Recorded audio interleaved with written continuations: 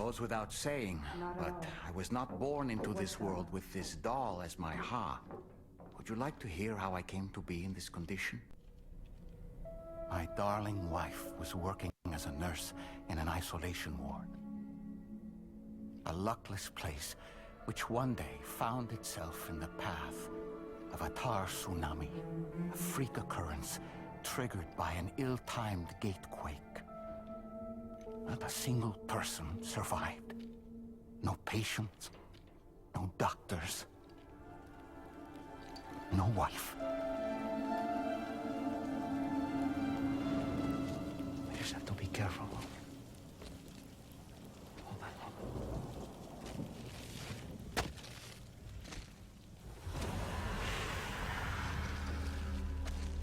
Access to the site had been restricted, but we weren't about to let that stop us. It was my daughter's idea. Come through. She was desperate to see her mother again. Be careful. Go feel one. Okay, hold my hand.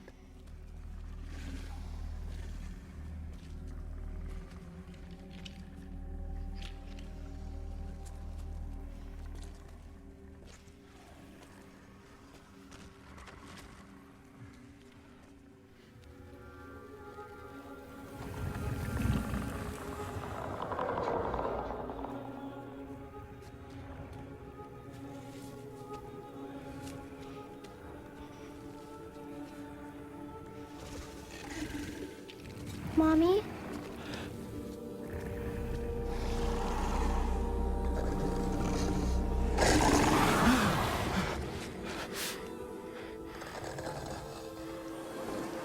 It's me, honey. It's me.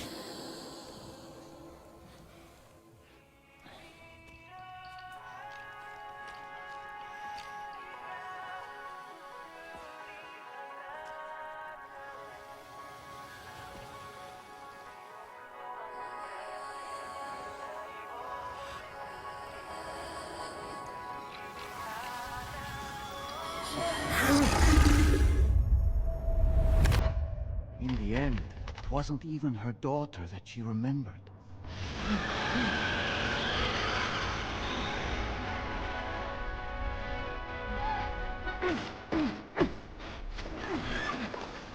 No! No!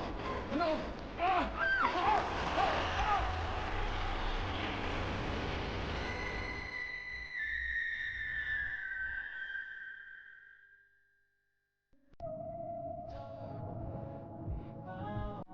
Before we knew it, we were swallowed by the tar, battered against the rocks, and eventually coughed back up into this world.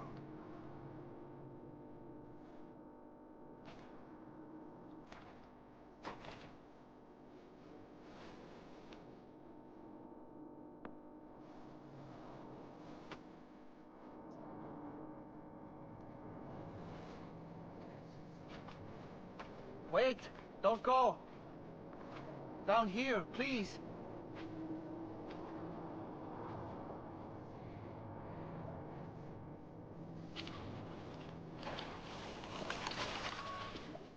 Hello, little one. You cold? Let me guess. The car of that poor girl over there? Oh, my daughter's car is long gone. I'm afraid it's just me now. She died, but for whatever reason, her soul was unable to move on, because it ended up here, in her doll, stuck somehow. My baby girl would have been left here all on her own, so I liberated her, forced her car out with one solid push, and she was free at last. Free to leave this world and go to where the dead belong. Just as I would have done, had I not gotten stuck myself.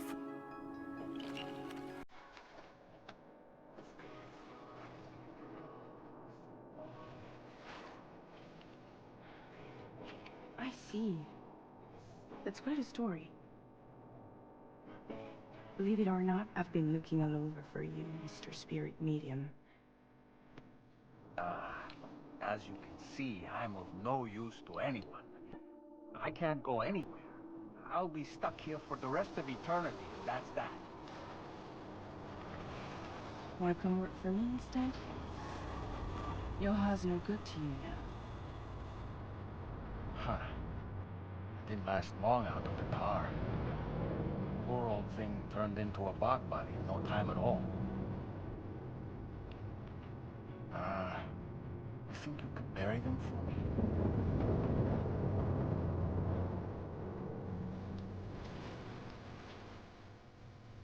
They call me fragile. What do they call you?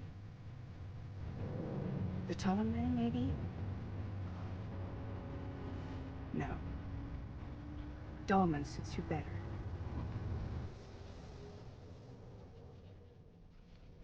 If Fragile hadn't come looking for me, I'd almost certainly still be lying in that dreadful tar bog.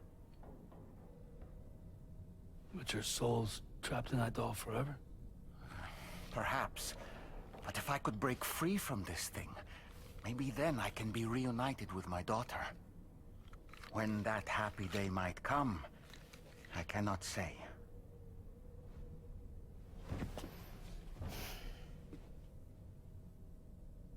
I did what any father would do. I pushed my daughter's car out of this doll. And she was free at last. Free to leave this world and go to where the dead belong. Thank you for listening to my story, Sam. But enough about me. It's time I let you focus on your job.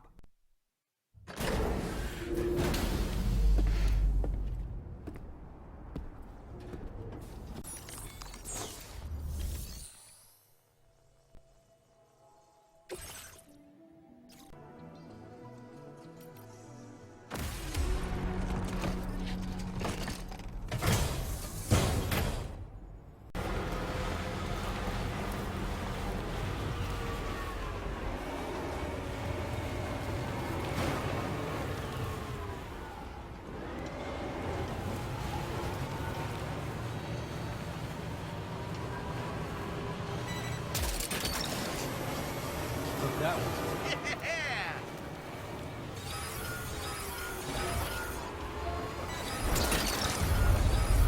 Snag. Sam, look out!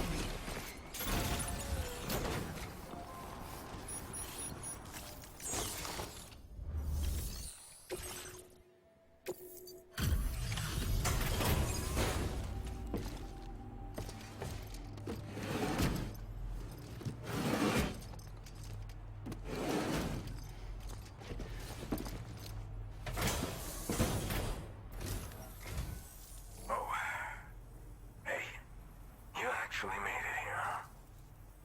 Or am I just imagining things? Right. Now check that cargo of yours.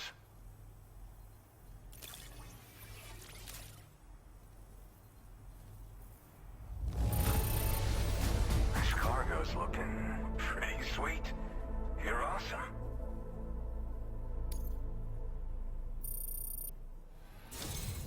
Truth be told, been waiting a long time for this moment. But I always knew you'd come my way. Go ahead and use your Cupid to get me online.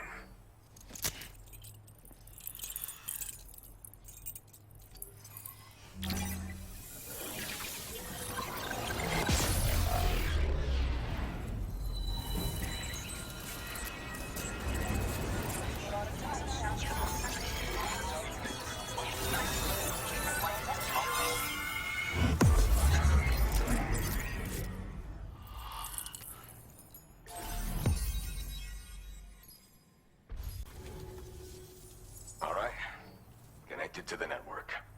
Which means I can finally start fixing up this observatory. In case you haven't heard, we've been seeing an increase in chiral density in every region as the network has expanded. More instances of strange phenomena outside network coverage, too. And I've been told this is indicative of plate gate emergence. You know, after being alone all this time, I wasn't sure I'd be able to stay the course. Till you arrived with that life-saving cargo. Should be all set to hold down the fort now. Not exactly a one-man job, but I'll do my team proud. Oh, I've shared schematics for an oxygen mask with you. I'll help you stay active in areas where the air's thin. Personally, I'd recommend you wear one at all times when you're in my neck of the woods. Tar current fluctuations and whatnot. Mostly in the eastern part of the continent and elevated regions. Going forward, I'll also be paying very close attention to signs of plate gate emergence. Unfortunately, the chiral cloud layer has been gradually descending ever since I got here. Everyone was suffering from exposure, and I'm the only one who stuck around. You're the first friendly face that I've seen in a minute. You know, at high altitudes, on mountains, like this one, for example. But if you climb above the cloud layer, you've got even less oxygen to breathe. Saps your energy even if you're not doing anything strenuous. Over time, you'll cover less distance and be at increased risk of slipping and falling. It's a good idea to wear your oxygen mask to help you stay strong and sharp. Mother Nature won't show you any mercy around these parts. The biting cold and steep slopes will slow you down, or stop your progress altogether. Now would be a good time to make sure that you're fully prepared for the journey ahead. By the way, the aeronautical engineer who lives northwest of here just posted a sub-order for you. Seems something at the Ghost Mech factory's got him all hot and bothered. Help him out and he might hook you up with some useful gear. In any case, I hope you come visit me here again sometime. I understand it's a lot to ask folks to make the trip on a regular basis. But that's why I'm hoping I can offer you stuff that'll be of use in hazardous conditions like these. Keep on keeping on, man. And thanks again for all your help. This is the President, Sam. Chiral network coverage has just passed the 75% milestone here in Australia. The next leg of your journey will take you to the southern part of the continent. Once the remaining regions have been integrated into the network, the manifestation of a new plate gate is all but guaranteed. Marshal your strength to overcome the final hurdles and make this continent whole again. We're all counting on you. Sam, Rainey's not doing so great. It might be more of a mental than a physical issue, but I'm honestly not sure. Do you remember the doctor from the Motherhood? We think she should be able to help ease Rainey's anxieties. It was Tommen's idea. We already reached out, and she said we could come visit anytime. Since the Motherhood's within the Chiron network, we can use the Magellan to travel there. Once you've made it back to the ship, just head to your private room and settle in. You can use the trip to catch up on sleep. But if there's anything you need to take care of before we depart, now would be the time to do so. Sam, I'm contacting you via a different protocol. This private mode affords me a direct connection to you alone. It seems Drawbridge has reason to suspect that APAC may have been involved in the production of ghost mechs. This possibility concerned me as well, so I conducted my own investigation and reaffirmed that APAC's underlying technologies are iterations of an older Bridges framework. What I'm getting at, Sam, is that the guilty party is not APAC, but Bridges. Which is to say, the UCA may also have some involvement with ghost mech production. This would perhaps explain why firearms and other weapons have become commonplace on the Australian continent. The UCA's precursor, the United States of America, had a prominent gun culture. Though Americans first took up arms to liberate themselves from British colonial rule, they retained the right to bear arms so that they might defend themselves against future government tyranny. APAC has no such designs, of course, but Higgs has used factories to obtain weapons in an attempt to subjugate the continent through violent action. And so, the people of Australia have, in response, been forced to take up arms in self-defense. a distinctly American philosophy, and one which would appear to have spread to this continent. The more we seek to unite the people with metaphorical ropes, the more essential sticks seem to become.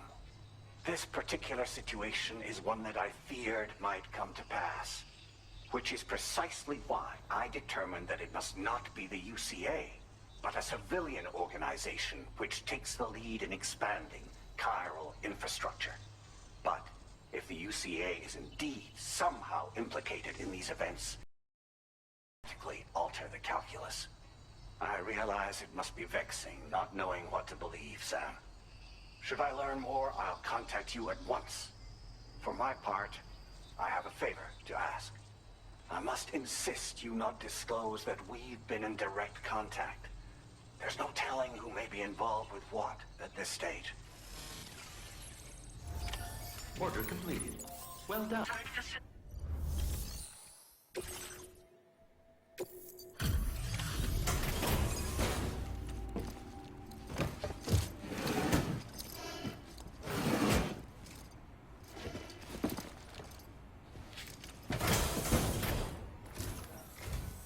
Must have been quite the ordeal hauling yourself up here. I salute your dedication. You found the cargo I asked you to recover, I presume. I'll go ahead and take stock of what you've brought.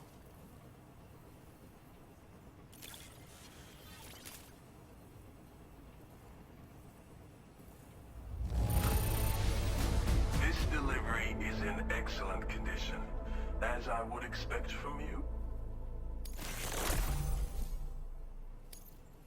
Where did you find this cargo? Of all the things I never expected to see, thank you so much for bringing it.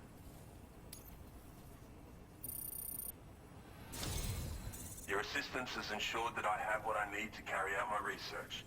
I hope I can rely on your help again. Go ahead and link me up with your Cupid. If the network's as amazing as everyone says it is, then I'll want in.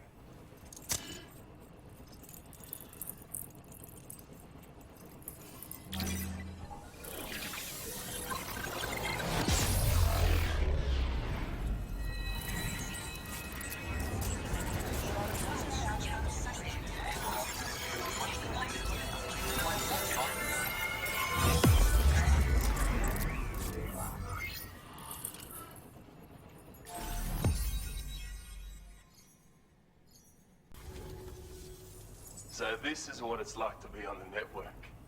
The computational capabilities are far beyond what I anticipated. Amazing.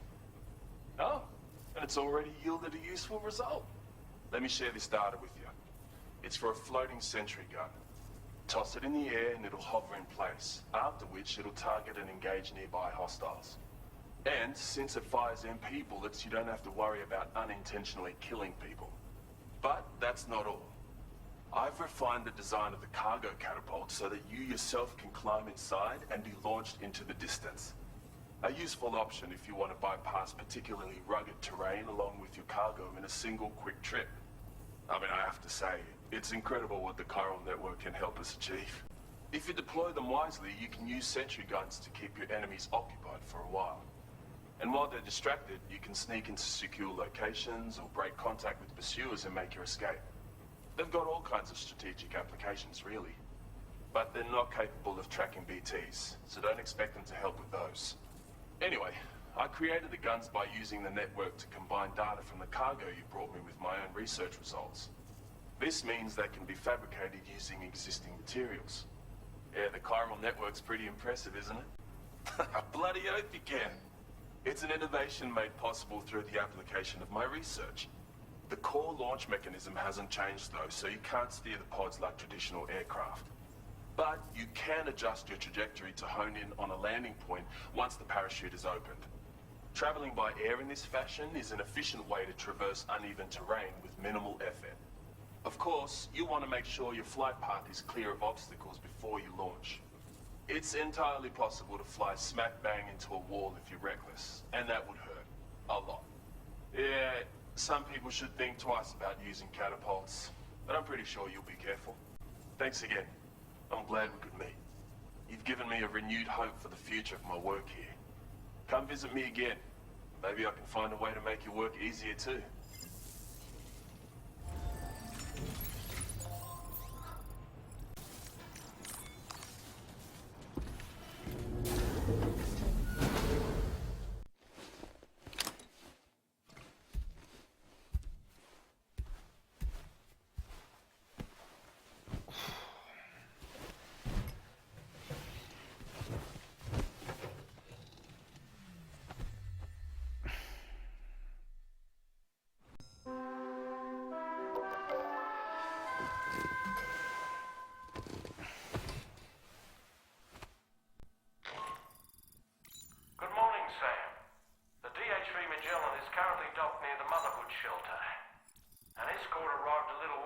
to take Rainey inside.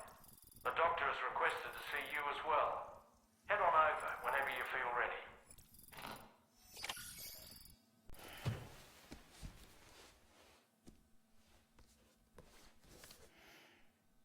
Moby Dick, or The Whale, seems to be one of Tarman's favorite novels. As the name suggests, it's a story about a white sperm whale named Moby Dick.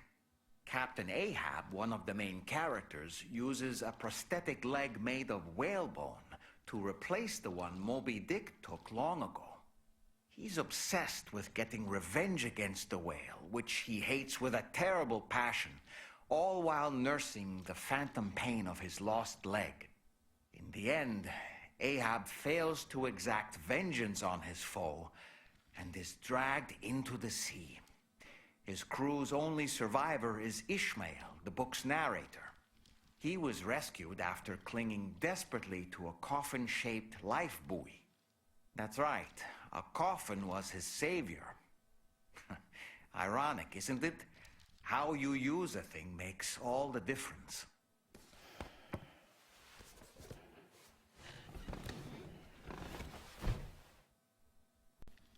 Ah, yes. No matter what misfortune may befall him, that adventurer is going to keep exploring the continent. I just know it. Is it the primal calling that compels him to make these journeys? Or perhaps he's become addicted to the thrills that come with experiencing the unknown.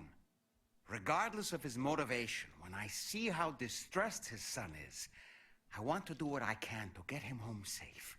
Ah, yes. When you consume a chronobiote, your perception of the world around you dramatically slows down for a brief period. It's not hard to imagine why that'd be beneficial in the middle of a fight. You'd have a much easier time lining up your shots, and you'd see enemy attacks coming long before they had a chance to hit you. I'm reminded of the difference in the passage of time experienced when we're on the beach. It stands to reason that both phenomena might be caused by microbes from the beach and their effects on our bodies when ingested.